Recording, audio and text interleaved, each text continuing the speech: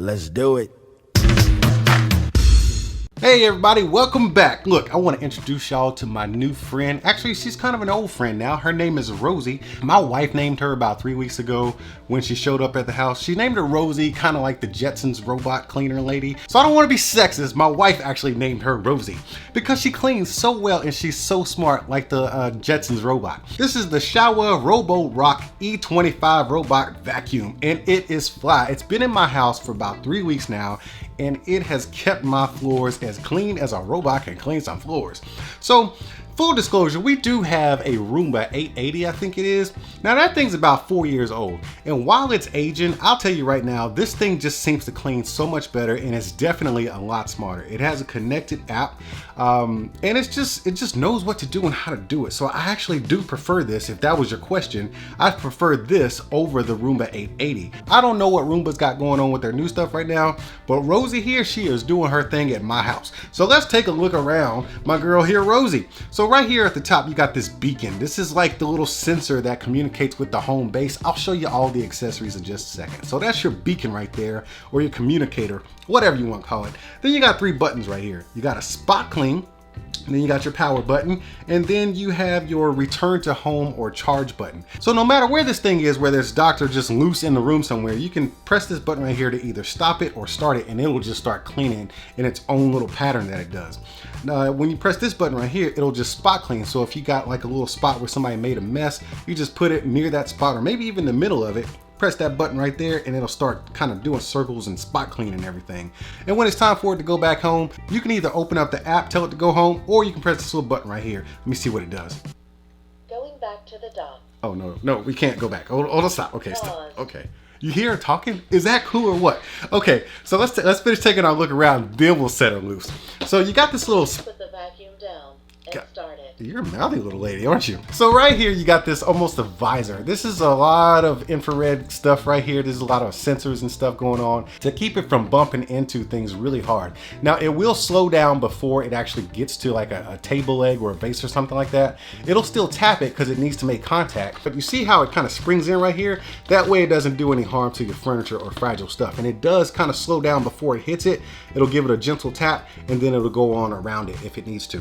And then, since we're on the top, there's nothing else left here except for this drawer right here. So let's just open this thing up right here and get into it. Let's take out the little tray. Now it is really dirty. Oh, let's take it out. Dustbin removed. Okay, yeah, you got a lot to say today, girl. And yeah, you a dirty little girl, man. Look at all that dirt. So I've already emptied this thing out, but it is filthy. It has a pretty big capacity. I'm actually really surprised at how much dust is in my house. We have wood and tile throughout the whole bottom floor. And according to Rosie, our house is disgusting. There's all kinds of nasty dirt and debris in here and grime. And to get this filter out, which is interchangeable, you can get new ones if you need to. It's supposed to be washable. But if you need to take it out, you actually just pop it up from the side right here. You can take it outside and beat all the dust out and then wash it if you want to with some cold water. And then you just plug it back in right there and you are good to go. And when it comes time to actually open the dustbin, you just flip it open like that and all that nastiness is gonna be in there. This is getting real nasty. I didn't realize this was gonna let out all this dust. So I got a little bit of dust right here because I didn't clean it out that well before I started the review, but that's okay. Now you know just how much nastiness this thing will collect in your house. So I don't know if you can see this little blue LED right here, but that says Wi-Fi. That's because it's connected to the Wi-Fi in your house. If you want it to be. If you don't, don't. If you do, you should. And it'll be awesome if you do. Then you can also see this little opening right here where the brushes are, and that's what kind of kicks everything up into this little dustbin right here. So let's just put this back where it's supposed to go. Dustbin installed. All right then, and then we will close the lid. Okay, that's just getting real nasty. Let's flip her over. Put the vacuum down. Man, she's just talking. Okay, chill out, Rosie. So if you flip this thing over, you got some like off-road wheels here. Man, these things have some serious off-road traction right here. And then you got your cliff sensors right here. So you got 1, 2, 3, 4 cliff sensors. Now I'm gonna give you some advice. Clean these things at least once a week. The cleaner these things are, the better your vacuum is gonna perform as far as finding direction and running into stuff and all that goodness. And these little plates right here, these are for the charger. So once it runs up on the charging dock, these make a connection and that's how you get your charge. Now moving over here, you got this little spinning brush right here. Now this thing spins the entire time it's running. It does not shut off. So you wanna keep it clean. There goes some more of my wife's hair right there. So you want to keep this thing clean and debris free so it can function properly as it's supposed to be spinning. And it'll sweep up all your little corners and baseboards and stuff like that. And let's get into this little tray right here. So let's pop these in. So if you need to clean the brush, this is how you get it out. You just pop that open and the brush just comes out like this. Now this does not come apart anymore. Now I've already kind of cleaned this thing. I will tell you, I love my wife's hair. It's super long and super red. She's got some really nice red hair. And I love it when it's attached to her head, but this thing will pick up that hair and it'll wrap around here real good. My suggestion is try to pick it out with your hand once a week. If it gets too tough, get yourself a razor blade and just kind of slice it, and then you can take it off like that. But other than that, that's pretty much all there is to see here. It's a pretty easy maintenance process. As long as you keep these brushes clean and that dustpan empty, I think you're gonna be all right. Now let's flip old Rosie over and then we'll Put the vacuum down and start it. Man, she is feisty. Let's look at some accessories. So you do get an extra filter just in case something really goes wrong with that first one. Maybe it's not coming clean after you've washed it or tapped it out. You get an extra one. And then you get a little brush right here to start cleaning stuff. And I do believe this is for the wheel so you can cut that hair out. Next, you got your docking station. Now remember those two silver plates I told you about? That's what goes up on here. It makes a connection and then it starts to charge. This LED comes on. And I'm pretty sure there's some kind of sensors in here that tell it where it's supposed to be and communicate back and forth. Then of course you got your standard wire right here where you can plug it into your wall with the AC cord. But right here you get into some really cool stuff. This is cool. I have not seen this before on any vacuums yet.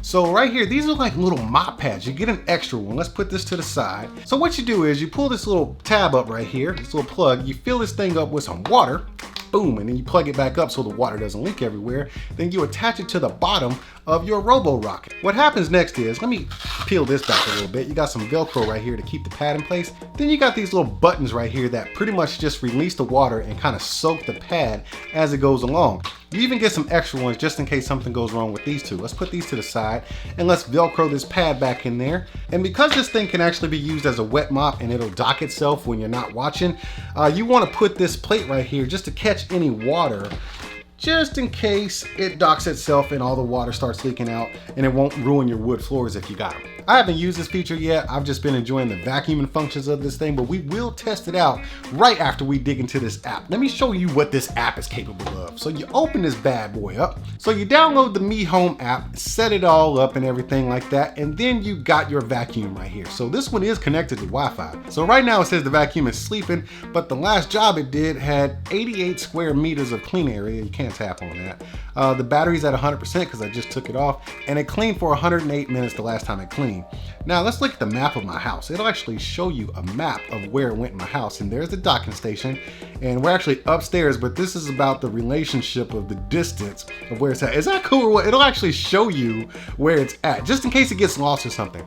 Now speaking of getting lost, yes, it has gotten lost a couple of times. It couldn't find its way back to the docking station. I don't know how it happened, it just kind of happened, but it doesn't happen often. But if it does get lost and you can't visually see it, all you gotta do is open up the app and it'll kind of show you where it's at. Now one cool thing that I did notice is that when it's on a hard surface and doing its thing, the motor is just, it's normal, it's not that loud. But as soon as it detects that there's carpet, like if it goes over the carpet or a rug or something, you'll hear that motor ramp up and it starts, like the suction power increases because it knows it's on carpet. I told you this thing was smart. Rosie is the bomb. Now the real question is, does it work? I think I've already answered that. Yes, not yes, but yes. I remember one time this thing cleaned my whole house as far as the regular vacuuming job was concerned.